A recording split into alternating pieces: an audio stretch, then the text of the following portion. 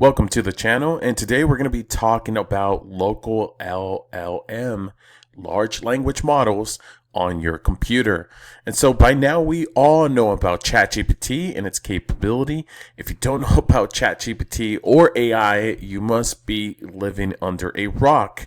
And so this was back, these are the type of interactions that we had back in 2022, 2023, where we were amazed because it could write a poem so quickly and also write code. So we can say write a JavaScript function that will ask an end user their name. And this was a very revolutionary. Of course, we were all kind of like, whoa, this is crazy. But as you can see, I'm already getting a message. It says get smarter responses, upload files and images and more. And so if I just wanted to chat with this LLM, I really can't unless I sign up for free, but then I'm going to hit a limit and I'm going to get another message that I have to go ahead and purchase a pro account. And so how can you take advantage of large language models that do not run in your browser, do not run on ChatGPT's or OpenAI's hardware, but run on your computer? Well, that's what we're going to look at. And if you're new to the world of large language models, you can head on over to ollama.com/download and select an operating system. I'm on Windows, so I'm going to go ahead and click on download. Once you download the installation file, you can run through the installation and you can open Ollama. Okay, so Ollama is the exact same thing as ChatGPT on the browser in regards to how you interact with the model, the AI large language model, right? And so it's the exact same thing. You can go ahead and send a message. Hello, how are you? Once you download and install it, and it's going to go ahead, read my message, process it, and give me something back here. And now we're chatting. So there we go. Hello, I'm good. Thank you for asking. How can I assist you? The first time you open this program here called Ollama, you're going to have a drop down here, and these are all the AI large language models. And there are all kinds of different models. Some run on the cloud. If they run on the cloud, it's going to be the same as ChatGPT. They don't run on your computer. They run on a server, and that'll cost you money. But how can we take advantage and download some models? Well, you might need to, so you can start off with Qwen 3.4b, and I'll explain what this all means at the end. And it'll go ahead and download the model. So tell me why the sky is blue. Okay, now I changed the model, and it's going to go ahead and download the model. These models are or can be large, and so this one here, Qwen 3.4b, it's a total of 2.3 gigabytes. Now, if you want to know where this is being downloaded, you can click on settings, and then there's a model location, and that location is where the models are stored. I've gone ahead and stored mine on a separate hard drive, and so my hard drive's path is E, and then models. But you can always check there. You can clear the folder, delete all the models, but that has already been downloaded, and which is the model, Qwen 3.4b. And I'm going to say, let's do something more interesting. Write a poem about how AI has changed people's lives. And so now, this is the exact same thing. Well, I won't say the exact same thing as ChatGPT, but you can see it's thinking now. It's showing me a preview, but I'm getting the exact same experience, at least the experience in some sense, and some limitations of what ChatGPT did for us 3 years ago. And so the way that you want to think about it is you own this model. You don't need an internet connection. It's open source, and you can actually start chatting away. And you can do the exact same thing. You can say, I had a bad day, and how do you think I can cheer myself up? Now it's thinking, it's telling me what it's thinking, and it's going to give me a response. So Qwen 3.4b, it's actually really nice, and you can see it kind of mimics ChatGPT even in the way it responds. So a lot of individuals who are not coding, a lot of individuals who just want to get that ChatGPT experience, you want to chat away, you can do that. No subscription required. Now, let me also show you that this is just an interface. So Ollama is the manager of the models, because if I switch the model, I can download another model and I can interact with that model in this specific window. Now, let me show you another way to interact with the models. And this is my desktop, so I'm going to launch Command Prompt. And Command Prompt, something we've all seen. Now I've customized mine so it has a background image, so it may look different. Yours is probably just going to be a black background. Mine has a cool image I uploaded, I customized it. It's a Mandalorian, and then there is some opacity so you can see the wallpaper behind my screen, right? But this is Command Prompt. We've seen this a long time ago in the 80s, but now that we have Ollama installed, we don't really need to even open it from there. So you can go ahead and say Ollama, and then let's say help. And so these are commands for Ollama's, the instance of Ollama that is running right now. Okay, and so you can interact with the models via Ollama. Whoops, let me go ahead and fix that in the Command Prompt window or your terminal. I like to always say it's a terminal. And so you can see all the available commands. In this case, we have, let me go ahead and make this a little bit bigger. I went ahead and said help. There are available commands like serve, which starts Ollama. And a lot of times when you open Ollama, Ollama hasn't really quite started. You can think of it like a server. You can go to your command prompt, type Ollama serve, and it'll start Ollama, and then all your models will load. You can also create a model, show information for a model, run a model, stop a running model, pull a model. And so when you pull a model from a registry, you're actually downloading a model. When I went down over here and I clicked on another model that I don't have installed on my hard drive, it technically was downloading, aka pulling that model. And so that's the same thing. You can push a model to a registry. So there are individuals who are creating their models and they're uploading them to a registry where other people can download that model. And you can sign in and sign out from Ollama.com. The ones that I use the most are list, because I want to see what models I have installed on my computer, and then PS, which will list the running models. And so if I have any chat instances open with a specific model, I want to see if that model is running an instance of a chat conversation. You can copy a model and remove a model. So let's go ahead and list the models that I have installed. So I'm going to go ahead and say list, and I have 2 models. And so you can see that they vary in sizes. Qwen 3.4b is the one that I showed you that we were talking with and chatting on Ollama. So this is the actual desktop application, and this was Qwen 3.4. We can see it down here. Sorry if it's a little bit small, but in my terminal I can see that information. I also have DeepSeek Coder version 2 16b. That one's a lot bigger. It's almost 9 gigs, and that is meant more for programming. And so that's the thing that you want to start to get an idea of. Some models are meant for chatting, simple things, and their context is very limited, and other models are bigger and they're meant for other tasks that are a little more complex, that involve more context and reasoning and things of that nature. And so I'll dive into what all that means. But for now, we can see the models that are listed. Now, if I wanted to run a model, let's say I want to chat with the Qwen 3.4b, I can just say Ollama run, and I type out the model name. Whoops. Qwen 3.4b. And that's it. It's the exact same thing as the desktop application. I can now start chatting with that model in my terminal, not on this, but in this. So I'm going to go ahead and say, how are you?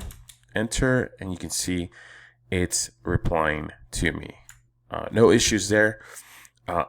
Immediately it says thinking, okay, the user has asked, blah, blah, blah. Let's do write me a poem about the blue sky. Keep it very short.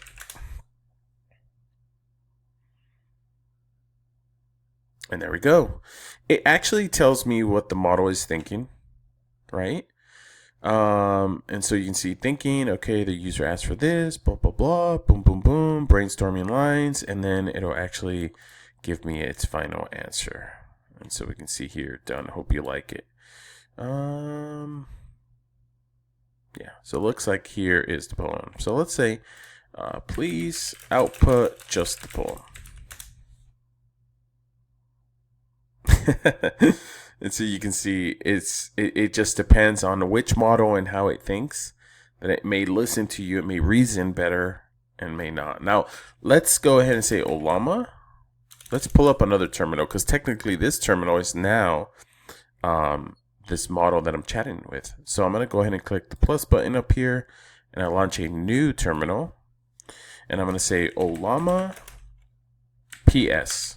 And remember, this command is to know which models are actually running at the moment. You can see that Qwen 3.4 is running at the moment. It'll also give you a little bit of information in regards to its size, the processor that it's running on. And so GPU means graphic processing unit. And so my graphics card is powering this model at the moment. So if we want to stop that, we can say Ollama stop, and then we're going to say the name of the model. So in this case, we're going to say 3.4b, and now the model has stopped. Now let's go back to the other terminal and see if we can chat with it. Hello, are you still there? It's trying. Whoa, whoa, whoa, whoa. I never tried this actually. I thought it would not even do its thing, but I guess the terminal, as long as the terminal's open, you can reactivate it. So let's do Llama PS. And yep, there it is. So Llama stop Qwen 3.4b. And now let's do Llama PS. And technically it's not running anymore. But even I just found out that if I have this context window up, in this case this terminal, it'll restart the model. And so let's pull another model. Let's take a look at what's available. And there's websites. You can ask ChatGPT about different types of models. But let's say I wanted to pull this model, which is the 8B, which is another version, in my terminal. So what we can do is we can say Ollama pull, and this serves the purpose of downloading a model that may not be in that specific drop-down menu in Ollama's interface. So let's go ahead and say Ollama pull, and in this case I'm going to do Qwen 3, but it'll be the 8B. Okay, and there we go. And now you can see that it's downloading that specific model. That model is 5.2 gigabytes, so it's larger than the one I was chatting with. That one's 3.6 gigabytes. So you want to be conscious about all of the models and how much space they're taking. But it's downloading. Once this is done downloading, I'll be able to run that model and have a chat conversation with it. Now, let's talk about that last number there, 4B and 8B. What is the difference between those two? Well, let me pull up Paint here, and I'll give you a kind of a representation of how I understand this all works. Okay, so the way that I understand this all works is I see an LLM like this. This is a large language model.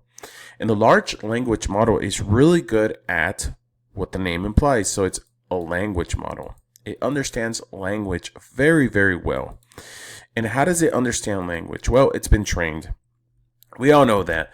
But to give you a little bit of a context of how this all gets processed, or a little bit shed some light into how things are processed. Let's say it gets trained on words. Those words are going to be called, or we're going to refer to them as parameters. For now, we'll keep this very light. Parameters. Okay? And let's say I have a model that is very light, and we're going to call it small model. Okay? So this small model is here, and I'm going to go ahead and train it. And when I train it, I'm going to give it 1 billion words. In this case, 1 billion parameters. And so I'm feeding it, right? 1 billion parameters. And I'm going to call it small model.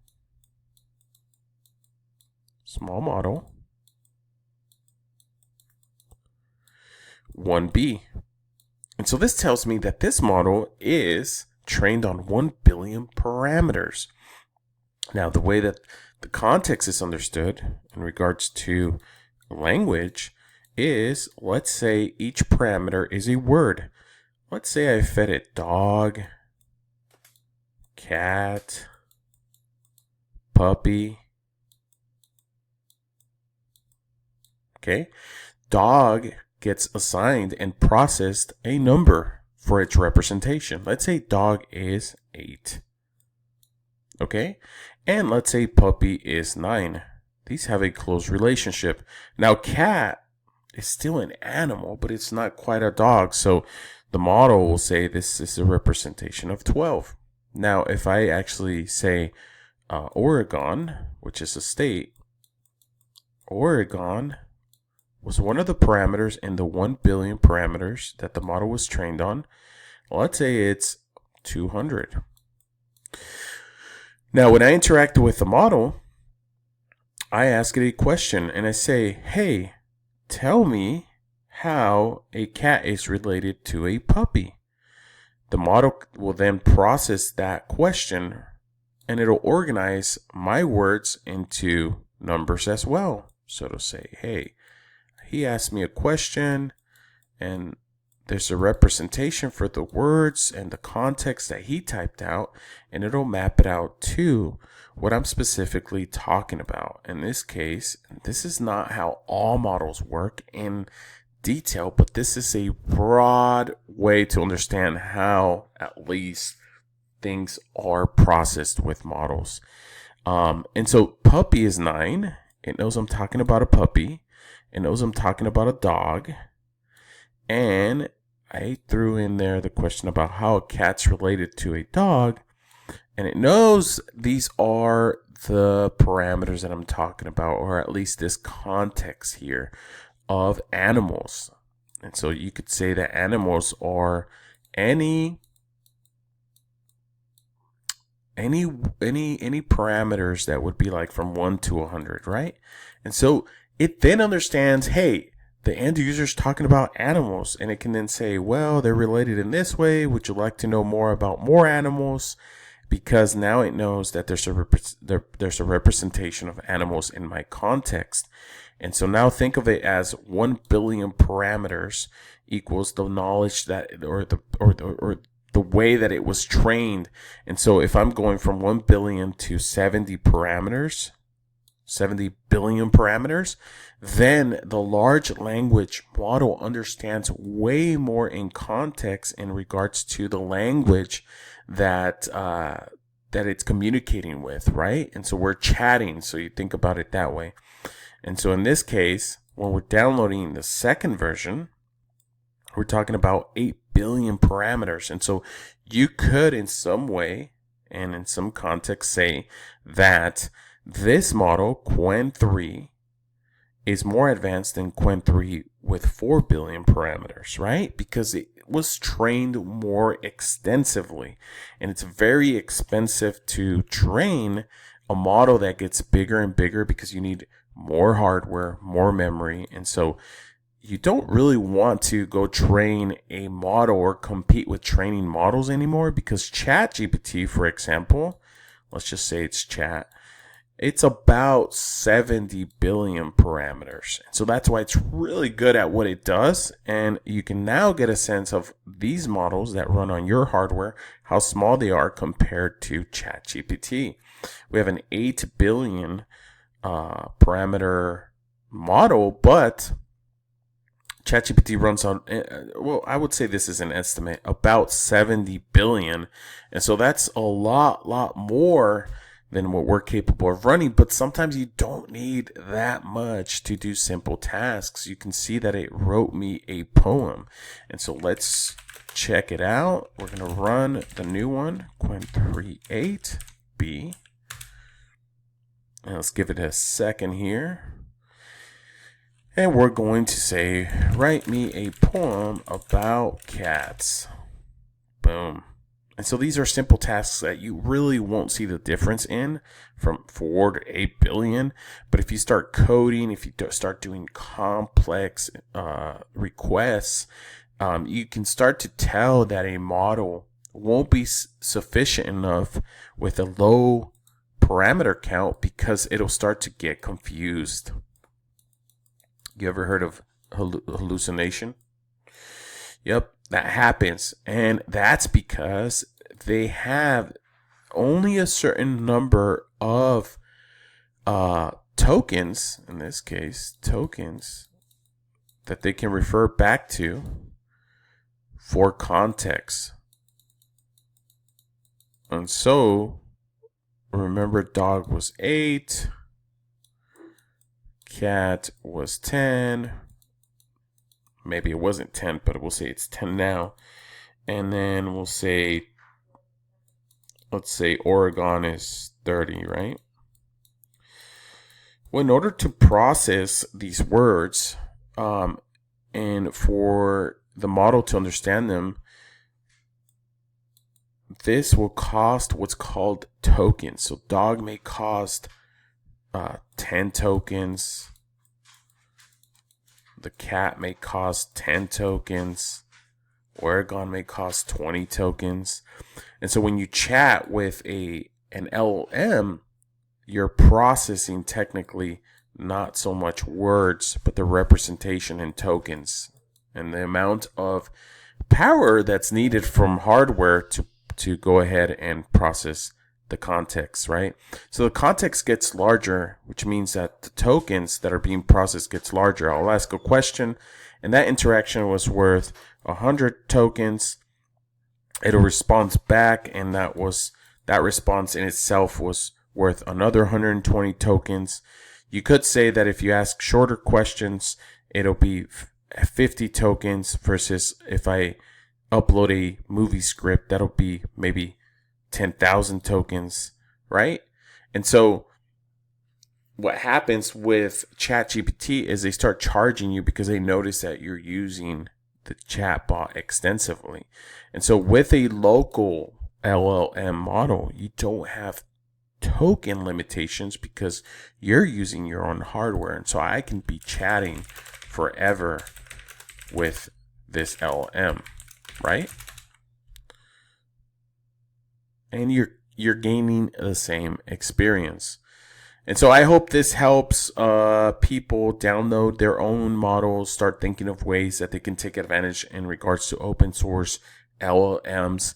And let me know how you guys are using these models in your spare time, which models you guys like. There's so many models out there. I can even ask, tell me what are the best open source LLM models out there that I can run on a decent desktop machine. And that's another thing you're going to find, that you can ask the model what is the best model without having a slow interaction with some models, because the bigger the model, the more it's going to take in regards of hardware, processing power, GPUs, and memory. And so these are the best open source LLMs for a decent desktop based on a desktop in 2024. You can always, grab your specs from your computer and then have an LLM help you choose another LLM that's local, right? Tiny Llama is 1 billion, but it requires about 4 gigabytes of RAM. It's fast, it's responsive, it's best for quick tasks, learning, and simple coding. And then there's Mistral 7B Instruct, and this one takes about 12 gigs of RAM, and it's better for answering complex tasks, or it's better for answers in complex tasks and writing. And so you can see that between 1.1 billion parameters and 7 billion, you get a better experience with doing complex tasks and writing. This one's just for quick things, learning simple code, coding exercises. And then Llama with 8 billion requires 16 gigs of RAM, and it's the best balanced model for something in today's market for a 2024 desktop. And so it starts to get really, really interesting. But if you guys like the video, hit the like button and subscribe. Let me know what you guys think. I haven't posted in a long time, so it's my first video. Thank you.